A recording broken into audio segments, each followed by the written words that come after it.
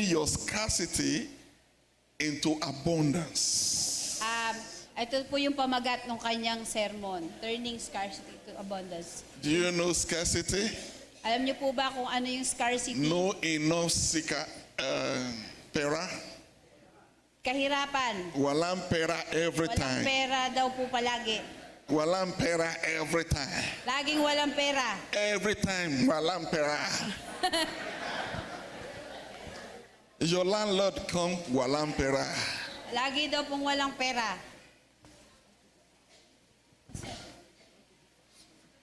If I don't speak, they understand. She wants to run away.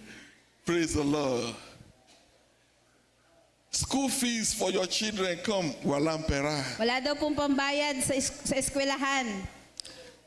You want to buy good food on your table walang Gusto pera. natin bumili na masarap na pagkain, kaya lang walang pera. You want to buy a new clothes walang pera. Gustong bumili ng bagong damit, walang pera. Every time your song is walang pera. Palagi daw po ang awit natin ay walang pera. I want you to tell somebody this morning. At meron daw po tayong susubukin ngayong umaga. Tell somebody sitting next to you. At susubukin niyo daw po yung katabi ninyo. Your story is about to change. Sabihin niyo daw po ang istorya mo, ang kwento mo ay magbabago.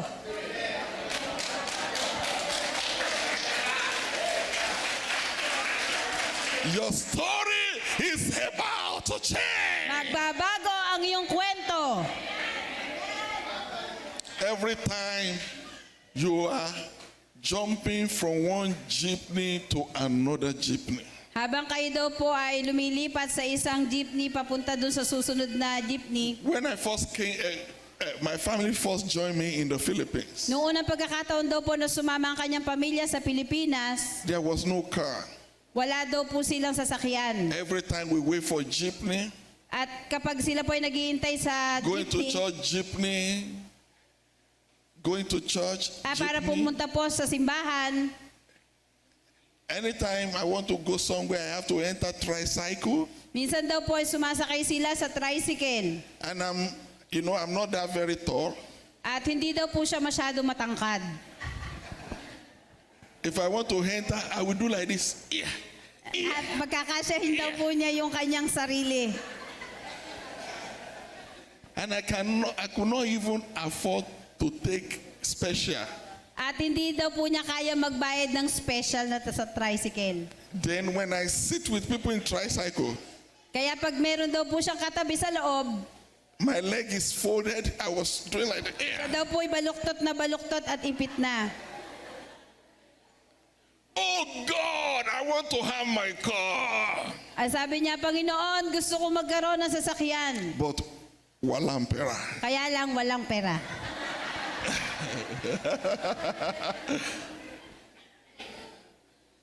So one day, Kaya isang araw, we did morning devotion. Morning devotion at home. sila po ay nanalangin para sa pera. And I said, God, At sabi niya, Panginoon, we need a car in this family. kailangan po namin ng sasakyan sa pamilyang ito. Because I went to preach with my family in a church far away. At sapagkat nais ko po mangaral sa kasama ang pamilya ko sa isang simbahan na malayo. We were coming back in the night. Coming back in the night. At kapag sila po ay uuwi, Nobody, there was no vehicle, no nothing. We got a tricycle. kaya wala na po silang masakyan, kaya tricycle na lang daw po. And the heavy rain came. At umulan ng malakas. And I have two small children in my hand. At kasama niya po yung dalawang maliit niyang anak. And my wife also is there in the tricycle. At kasama din po niya yung kanyang asawa sa tricycle. And the rain came so much that it enters inside the tricycle. At sobrang lakas po ng ulan, sila po ay nabasa sa loob ng tricycle. Myself and my little girls, we were all soaked. Kaya sila pong pamilya ay basang-basa. And the tricycle packed us in front of the house. We rushed into our house. Kaya sila po ay dali-dali na pumasok sa kanilang bahay. Then I told my wife, I'm very sorry. Kaya sabi po niya sa kanyang asawa, pasensya ka na. Our story will soon change. The story will soon change. Mababago ang ating kwento. We slept that night. At sila po ay natulog nung gabing yon. When we woke up the following day, At sila po ay gumising. we were praying. Sila ay nananalangin. As we're about to finish the prayer, At numalapit na daw po sila matapos manalangin, my wife raised a prayer point. My wife raised a prayer point. at nagbigay po ng prayer points yung kanyang He said, asawa. God, give us our car in this house. At sabi po niya, Panginoon, bigyan mo kami ng sasakyan. She went downstairs after prayer At siya po ay bumaba pagkatapos manalangin to cook. upang magluto. I was still on the bed reading my Bible. At siya po ay nasa higaan pa nagbabasa ng Biblia. A text message came in. I did not check it. At meron po nga nag-message sa kanya at binasa po niya. When I finished reading my Bible, At nung matapos niya pong basahin ang kanyang Biblia, then I opened my phone. at buksan niya ang kanyang cellphone, Who was this that sent me that text? sabi niya, sino kaya ito nag-send sa akin ng mensahe? And then when I opened it, the text says, At nung buksan niya po yung message, sabi po ng text, "Good morning, sir. magandang umaga, sir. For 3 months, Sa loob po ng 3 buwan, God asked me to give you a car. ay sinasabi sa akin ng Panginoon, bigyan ka ng sasakyan. But I have been disobeying. At hindi po ako sumusunod. But today, Pero ngayong araw na to, this morning, ngayong umaga, you need to come and pick this car from my house. kailangan mong pumunta para kunin ang sasakyan na ito sa aking I bahay. can no longer disobey God." At hindi ko na kaya nga hindi sundin ng Diyos. We slept in the night with rain beating us to the house. At sila daw po ay natulog na magdamag habang umuulan. The following day, God has changed our story. God has changed the story. Nung daw pong kinabukasan, binago na ng Panginoon yung kanilang kwento. And the following day, August 5, 2015, I owned a car in the Philippines. At doon pong August 5, 2015, siya po ay dumating sa Pilipinas. That's how the story changed. Ganun po, binago ng Panginoon ang kwento ng kanyang buhay. I'm using the 3rd car in the Philippines now. Meron na daw po siyang sarili sasakyan dito. Because you see, this morning, God will change the family story. At ngayon pong umaga, babaguhin ng Panginoon ang kwento ng inyong pamilya. The poverty that you have recognized as a family thing is going to change over your life. At yung mga kahirapan na nangyayari po sa ating buhay, ito po ay babaguhin ng Diyos. God is going to change you and make you a different person in your family. Babaguhin ka ng Panginoon at gagawin kanyang ibang tao sa iyong pamilya. This scripture we read Doon po sa ating binasa, was a time where there was scarcity in the land of Israel. ito po ay panahon na meron tagutom sa lugar ng Israel. There was no enough food, enough money, enough plants, no water. Wala daw pong sapat na pagkain, walang pera, walang tubig. Even people were eating their own children.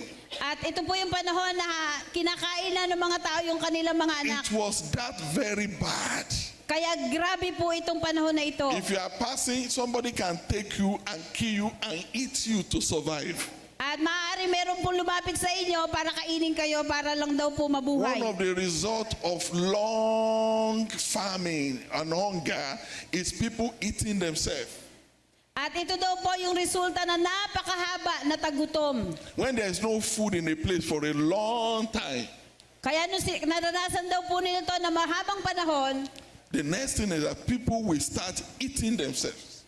kaya nga po ang mga tao, pag wala na makain, kakainin na yung sarili nila. But in this story, Ngunit sa istorya pong ito, there was a solution in the hand of one person. meron pong solusyon sa kamay ng isang tao. There was a solution in the hand of the prophet of God. Meron pong solusyon doon sa kamay ng propeta ng Diyos. That's why the Bible says, through his prophets, the Lord will prosper you. Through his prophet, he will prosper you. At dahil po doon sa propeta na yon ay pagyayamanin niya yung kanyang bayan. So that's why when the Lord blesses you with a prophet, when I say prophet, you're man of God.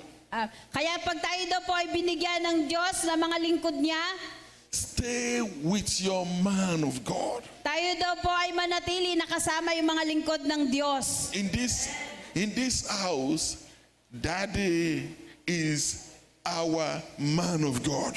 Kaya dito po sa ating simbahan, ang ating pong daddy ang lingkod ng Diyos. There is always solution God put in the hand of his prophet. Meron po palaging solusyon na inilalagay ang Diyos sa kanyang pinili. The king sent message to Elisha. At ito po yung mensahe kay Elisha. And Elisha gave a message to his servants of the At king. binigyan po ni Elias ng mensahe yung kanyang lingkod. He said, by this time tomorrow. By this time tomorrow. Sabi niya, sa Put verse 4. kinabukasan. Put verse 4 for us. Verse 4.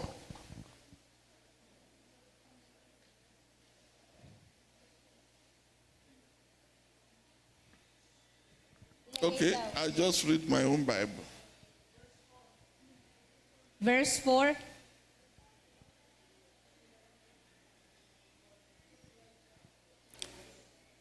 Verse 44, I'm sorry. 44. Then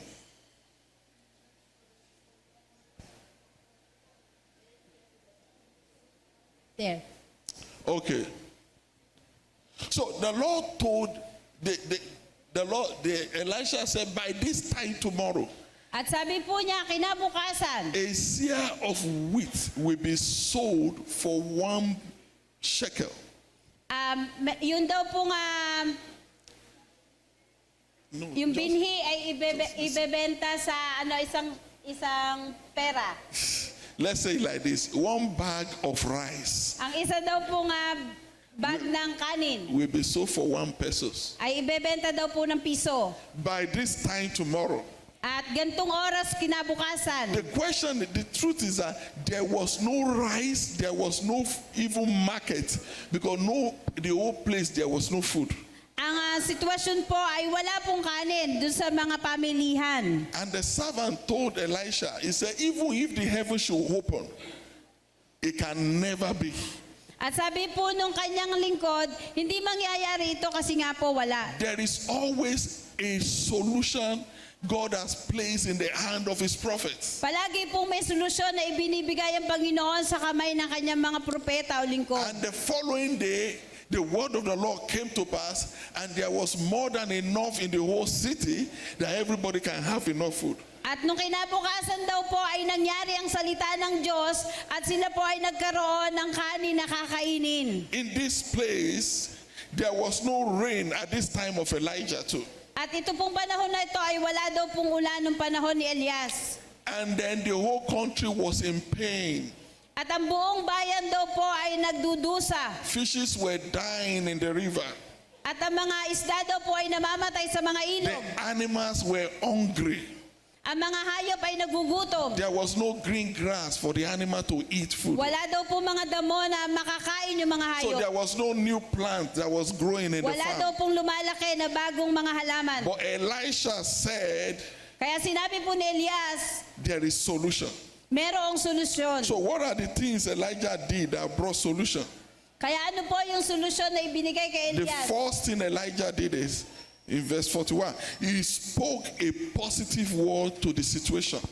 Magsalita daw po tayo ng positibo doon sa hindi magandang pangyayari. You must learn to speak positive word to every situation of your life. Kaya kailangan magsalita daw po tayo ng positibong salita doon sa mga pangyayari sa ating buhay. Elisha said, go and eat. Kaya sabi po ni Elias, humayo ka at kumain. And there was no food. Pero walang pagkain. But he still said, go and eat. Kung sinabi niya, ikaw ay humayo at kumain. There was no drink. He said, go and eat and drink. Wala pong tubig, pero sabi niya, humayo ka, kumain at uminom. There are things in your life right now that makes you feel discouraged. At meron po mga pangyayari sa buhay mo na nagpapahina ng iyong loob. There are things in your life that you don't like and you don't have any solution to it. At may mga pangyayari po sa buhay mo na hindi mo po nais, pero nangyayari ito. Speak positive word to your negative situation. Magsalita ka ng positibong salita sa iyong sitwasyon na hindi maganda. If you are going through a family storm right now, Kung kayo daw po ay pupunta sa tindahan ngayon, don't just sit down and cry. wag daw po kayong pumunta doon at umiyak. Speak positive word to your situation. Magsalita ka ng positibong salita sa iyong sitwasyon. Say to the storm, peace, be still. At kung ikaw nakakaranas ng bagyo sa buhay, sabihin mo, ikaw ay huminto at pumayapa. There is sickness in your body, Kung meron sakit sa iyong katawan, and every time the doctor gives you a negative report, at palagi pag pupunta ka sa doktor ay pangit yung sinasabi sa iyo. all you can do is to just cry and cry. Ang magagawa mo lang ay umiyak ng umiyak. Instead of you crying, speak positive word to your Kesa ikaw situation. daw po ay umiyak, ikaw ay magsabi ng positibong bagay sa iyong sitwasyon. He said, I don't believe the report of the doctor. Sabihin mo sa iyong sarili, hindi ako naniniwala sa sinasabi ng doktor. I believe the report of the Lord. Ako ay naniniwala sa sinasabi ng The Panginoon. report of the Lord says, Sinasabi ng salita ng by the Diyos, stripes of Jesus, dahil sa latay ng Panginoong Yesus, I have been healed. ako ay pinagaling. By the stripes of Jesus, Dahil sa latay ng Panginoong Yesus, I have been healed. ako ay pinagaling. I may be sick in my body, Maaaring ako ay may sakit sa aking katawan. but that is not the final conclusion. Hindi ito ang katapusan. The conclusion is in the Word of God. Ang katapusan ay nasa salita ng Diyos. I believe the report of the Lord. Naniniwala ako sa salita at sinasabi ng Panginoon. That woman that hosted Elijah in her house, a woman, Yung babae, her son died, yung kanyang anak ay namamatay. and she carried the dead body. At dinala niya yung kanyang katawan. As she was going Habang siya ay naglalakad, to the prophet's house, papunta sa bahay ng propeta. the prophet saw her from afar, Nakita siya sa malayo ng propeta. and he sent his servant, Sabi niya sa kanyang lingkod, go and meet that woman. salubungin mo yung babaeng yon. Because he said, the woman's face is downcasted, Sapagkat ang mukha nung babae ay sobrang lungkot. but the Lord has not revealed it to me. The Lord has not revealed the problem to me.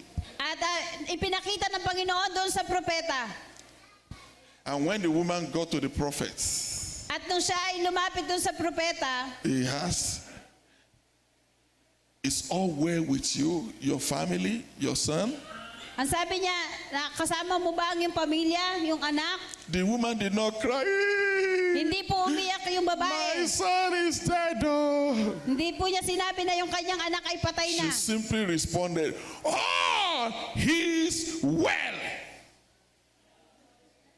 She responded, all is well. Doon po siya tinanong, sabi po niya, ang lahat ay mabuti. The Bible says, say unto the righteous, it is well. Kaya sabi po ng banal na kasulatan, sabihin daw po ng matuwid, lahat ay mabuti. The righteous may be going through problem, but say to the righteous man, it is well. Kahit daw po tayo dumaranas ng problema, sabihin po natin, ang lahat ay mabuti. A righteous man might have lost his only child, but say unto the righteous, it is well. Kahit na wala po yung kanyang anak, sabi po niya, ang lahat ay mabuti. A righteous woman may just be heartbroken by her boyfriend. Say unto the righteous woman, it is well.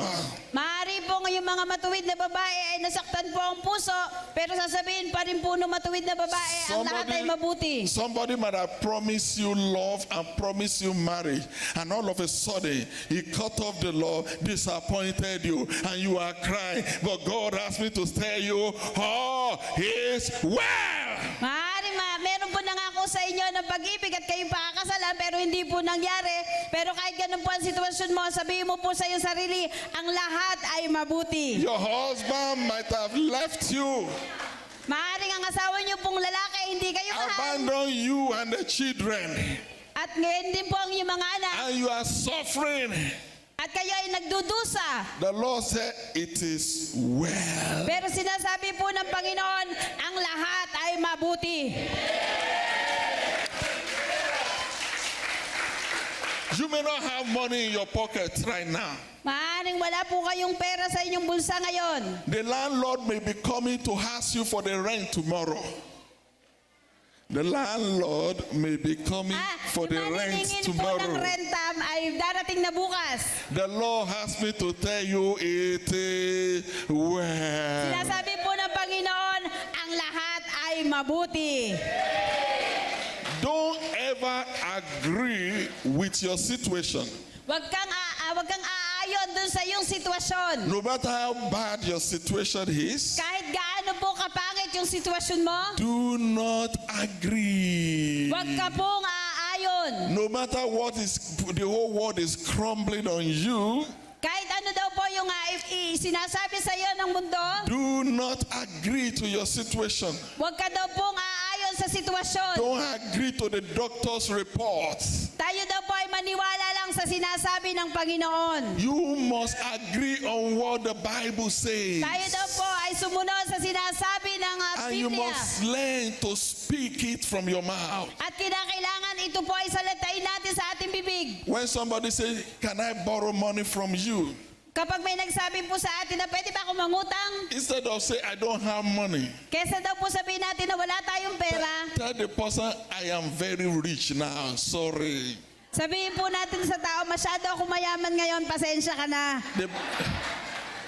The Bible says, "Let the weak say, I am strong." Sabihin daw po, sabi po ng Biblia, sabihin daw po na mahina, ako'y malakas. And let the poor say, "I am rich." Sabihin ng mahirap, ako ay mayaman.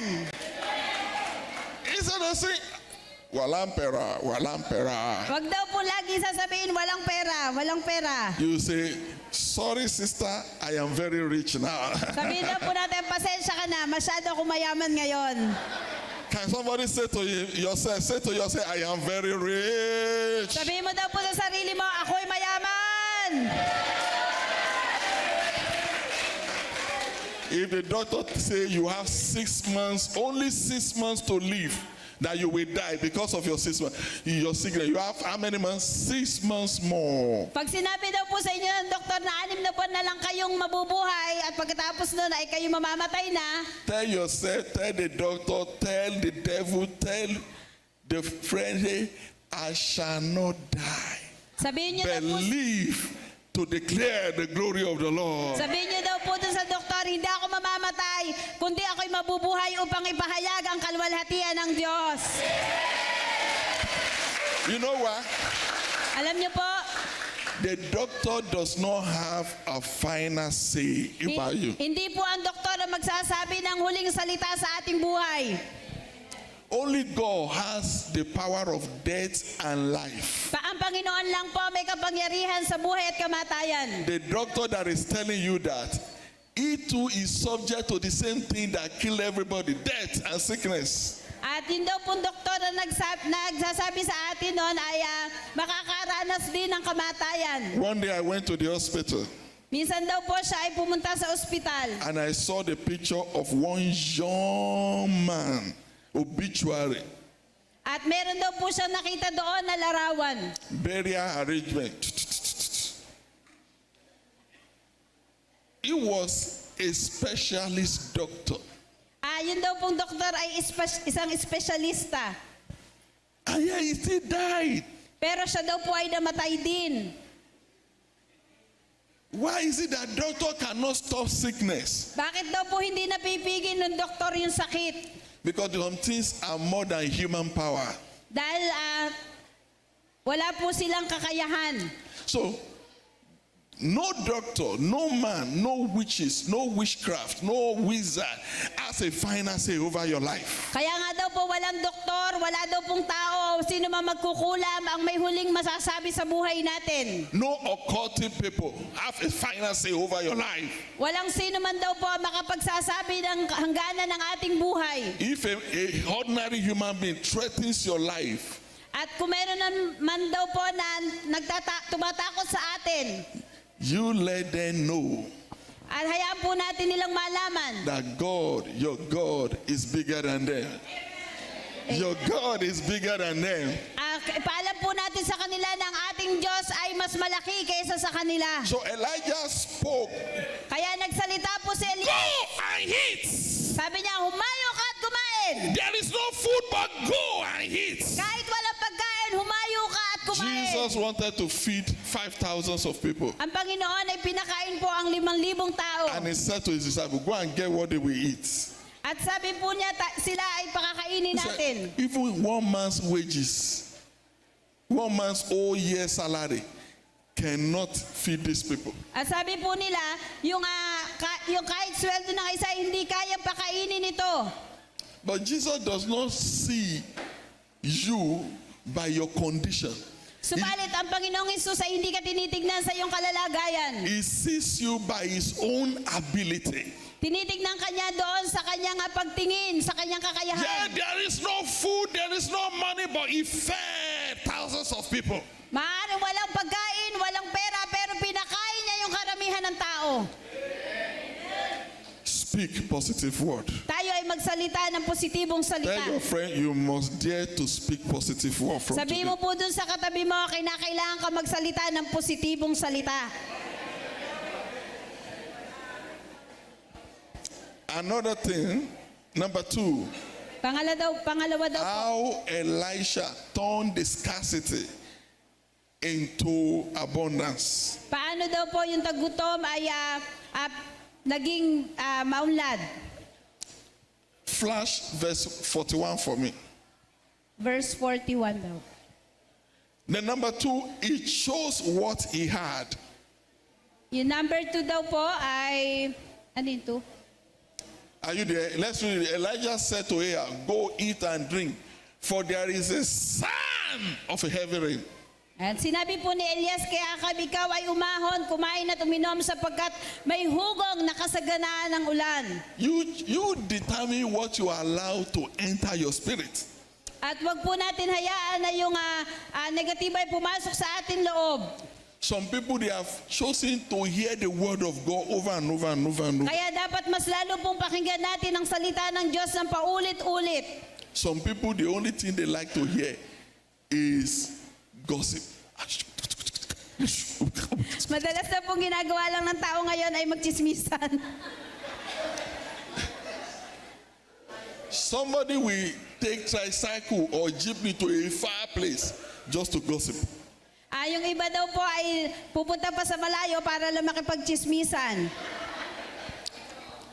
Sister, do you know that Brother Daniel is the one in love with Sister Rebecca? Ayun, chinichismis po yung kapwa. Brother Daniel is in love with Sister Rebecca. Brother Daniel. Brother Danny. Brother Danny is in love with Sister Rebecca. Sasabihin po niya si Brother Danny daw po ay in love kay Sister Rebecca. And this song will respond, is that true? Ay, sasabihin ko po sa kanya, totoo ba yun? No, I thought he's in love with Sister Janet before. Sasabihin ko daw po, akala ko siya in love doon sa isang kapatiran. Don't mind that Sister Janet. It's good for her. She will not get married. Sabi, huwag mo yun intindihin, ayaan mo na siya. That's all you like to hear, gossip. Yun lang daw po ang gusto natin minsan marinig, puro chismis. Where somebody is busy hearing the word of God, Kapag daw po may isang tao na abala sa pakikinig ng salita ng Diyos, waiting for God's direction, ay nagbibigay po ito ng maayos na direksyon. you choose what to hear. At iniintay daw po natin yung direksyon ng Panginoon at pinipili If natin all the marinig. thing you can hear is how hard economy is very hard. Everywhere is not good. At kapag naririnig daw po natin na mahirap ang ekonomiya, kahit saan ay hindi maayos, You will not see what God is doing for you right now. You will not see what God is doing for you. hindi mo makikita mo yung ginagawa ng Diyos para sa iyo. So you must fight Kaya kinakailangan kang lumaban. to control what comes to your hearing. Nakontrolin kung ano yung pumapasok sa iyong tainga. faith comes by hearing, Ang pananampalataya po ay dumarating sa pamamagitan ng and pakikinig hearing the word of God. at pakikinig ng salita ng Diyos. It is faith, and doubt and unbelief also come to you by what you hear. Kaya nga po ang pananampalataya at pag-aalinlangan ay dumadating sa atin dahil po sa ating naririnig. The doctor can tell you bad thing about you. If you believe it, it will happen. Ang doktor daw po ay magsasabi sa atin ng hindi maganda kung tayo po ay maniniwala. I respect doctor. They are doing their job. You understand? But you need to determine what you allow to stay in you. At kinakailangan mo daw pong piliin kung ano yung gusto mong mananatili lang sa iyong loob. Number 3, Pangatlo po, what did Elijah do? He went to pray ano daw po ang ginawa ni Elias? Siya po ay to nanalangin. change the scarcity into abundance. He prayed. At para mabago po yung kanilang sitwasyon, siya po ay nanalangin. Verse 42. Verse 42. Can you put verse 42 for me? So Ahab went off to eat and drink. Kaya gayon umahon si Ahab upang kumain at uminom. But Elijah climbed to the top of Carmel, At si Elias ay umahon sa taluktok ng Carmelo. bent down to the ground, At siya ay yumukod sa lupa. and put his face in between his knees. At inilagay ang kanyang mukha sa pagitan ng kanyang tuhod. He went to pray. Siya po ay nagpunta doon upang He manalangin. went to pray with so much strength in him. Siya po ay nanalangin na punong-puno ng lakas. And then there is nothing that can happen to you when you neglect prayer. At wala pong mangyayari maganda sa buhay natin pag pinabayaan po natin ang pananalangin. Prayer shows your dependency towards God. At ang pananalangin daw po ay nagpapakita ng ating pag-asa sa Diyos. When you pray to God, you are showing that God, I don't have any other option, only you. At kapag tayo daw po ay nananalangin, tayo po ay makakaasa na ang Panginoon God, ay you are the makikinig sa only atin. hope I have. At tayo po ay aasa So, na sa Panginoon lamang aasa. prayer number 2, under prayer shows your humility towards God. Ang panalangin po ay nagpapakita ng ating pagpapakababa sa harap ng Diyos. Prayer Ang panalangin shows your humility towards God. ay nagpapakita po ng ating pagpapakababa sa harap ng Diyos. Another thing about prayer is that it shows your dependency towards God. At ang isa pong bagay sa panalangin, ito po ay nagpapakita ng ating pag-asa sa Diyos. And number 4, prayer, when you are prayerless, it's a display of your arrogance and independence towards God. At ang hindi daw po pananalangin ay nagpapakita ng ating kayabangan at walang pag-asa sa Diyos. When you feel you can do it by yourself, you don't pray. Kapag alam po natin na kaya natin gawin, hindi na po tayo nananalangin. Are you hearing me? Naririnig niyo po ba ako? If you are hearing, raise your hand and shout hallelujah. So when you pray, you are showing to God that without you, I am nothing. Kaya pag tayo daw po ay nananalangin, sinasabi natin sa Diyos, kung wala ka, ako ay wala din. So many of us, we don't pray. So many of us, we don't pray.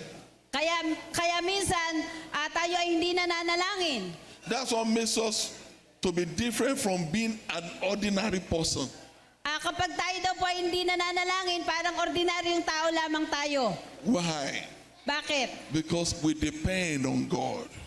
At kapag tayo po ay nananalangin, tayo po ay dumedepende sa When I Diyos. was coming here this morning, I asked God, keep the road for me. Take me through this place At safely. habang siya daw po ay papunta dito, kinakailangan niya na ilagay kung saan siya papunta para dalhin dito. Because I depend on God for everything. Sapagkat siya po ay dumedepende sa Diyos sa lahat ng bagay. When you are in need of money, Kapag ikaw ay nangangailangan ng pananalapi, instead of you to talk to God first, bago daw po makipag-usap sa Diyos, you are thinking of a rich man you are going to talk to. at iniisip daw po muna natin kung sino yung mayaman na pwede nating lapitan. You are thinking about your uncle to talk to. At iniisip daw po natin kung sino yung ating makakausap. You are thinking about talking to.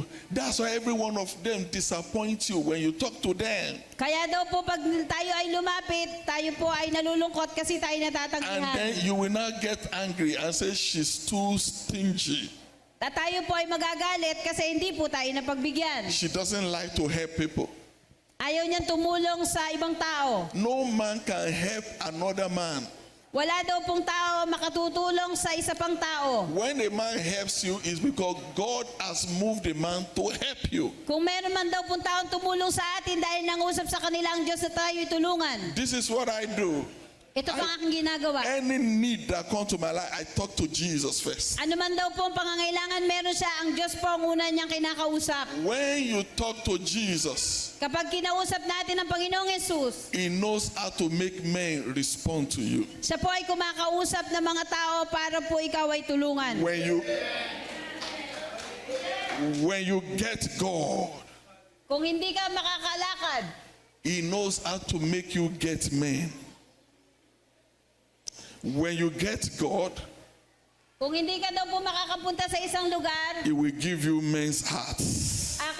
binibigyan ka daw po niya mga tao na gagabay sa iyo. So many ladies don't know this. Marami daw pong babaeng hindi alam ito. I don't know Philippines. Some lady want to marry a rich man.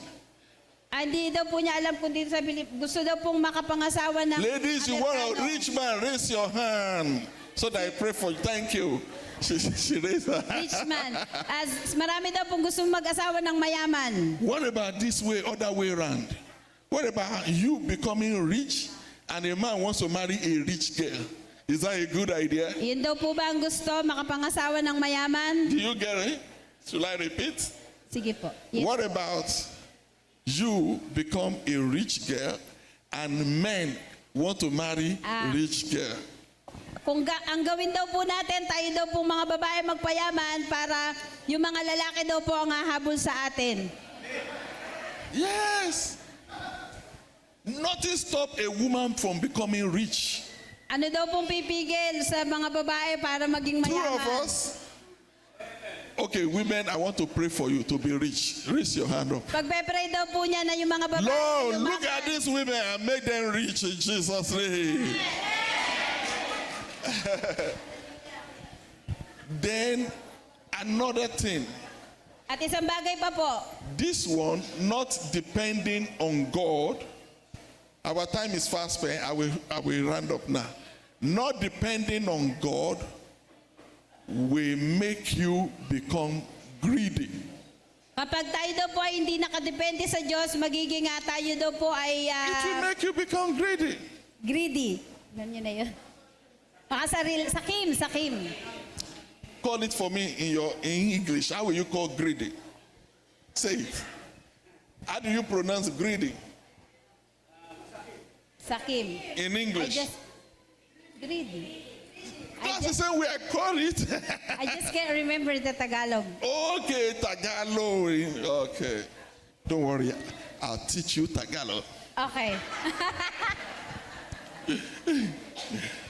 So, if you don't depend on God, Kaya kung tayo po ay hindi umaasa sa Diyos, it will make a young girl, become greedy. tayo po ay magiging sakim. And you want to have things you're supposed not to have at your age. At nais mo magkaroon ng mga bagay sa iyong edad. When you don't depend on God in prayer, Kapag tayo po ay umaasa sa Diyos sa panalangin, you will not be patient in life for the process. at tayo daw po ay magiging mapagtiis doon sa proseso. Growth and life is in process. Ang paglago daw po at pagunlad sa buhay ay isang proseso. So you must learn to go through process to become great in life. Kaya kailangan daw po tayong dumaan sa proseso para magkaroon ng mas maayos na buhay. And that's why it is very important you live a life of prayer. Kaya napakahalaga po na tayo ay mabuhay sa buhay ng panalangin. Learn to discuss your problem with God. At atin pong sabihin ang ating mga suliranin sa Diyos. One day, Isang I araw, was sick. siya po ay maghahanap. And the doctor told me, Ay siya po ay may sakit.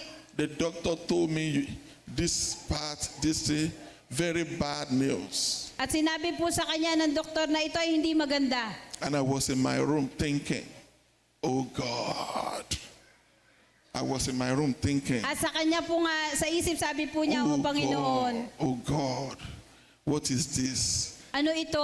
I don't want to die now. Ayoko God. mamatay ngayon. Nobody wants to die. Wala naman daw pong gustong mamatay. Even you know you are going to heaven, you still don't want to die. Kahit alam po natin na tayo pupunta sa langit, ayaw pa rin natin mamatay.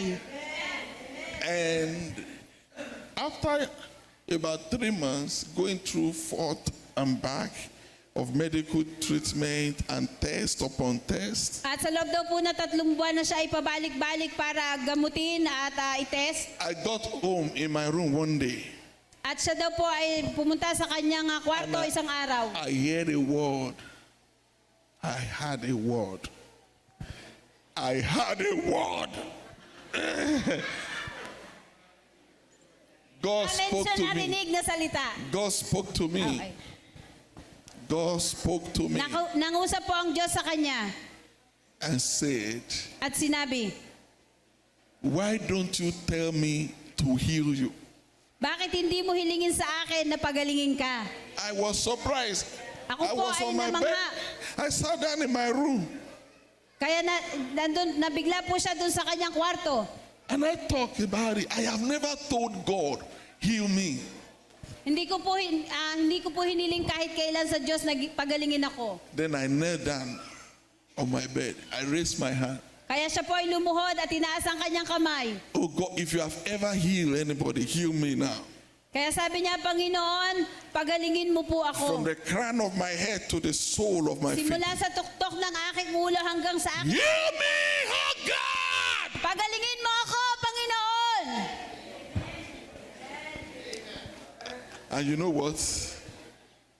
After that prayer, At pagkatapos po ng panalangin maybe iyon, a week later, 2 weeks later, I can't remember, I went for another test. at pagkatapos po ng mga 2 linggo, siya po ay muli nga tinest. When I took my results to the doctor, At nung dalhin po niya yung resulta ng kanyang test sa doktor, she was reading my result like this. Oh, beautiful. at sabi po, Wow. maganda. Wow. Wow! You are okay now. Ayos ka na ngayon! Jesus healed me. Pinagaling siya ng He Panginoong healed Jesus. me. Pinagaling siya.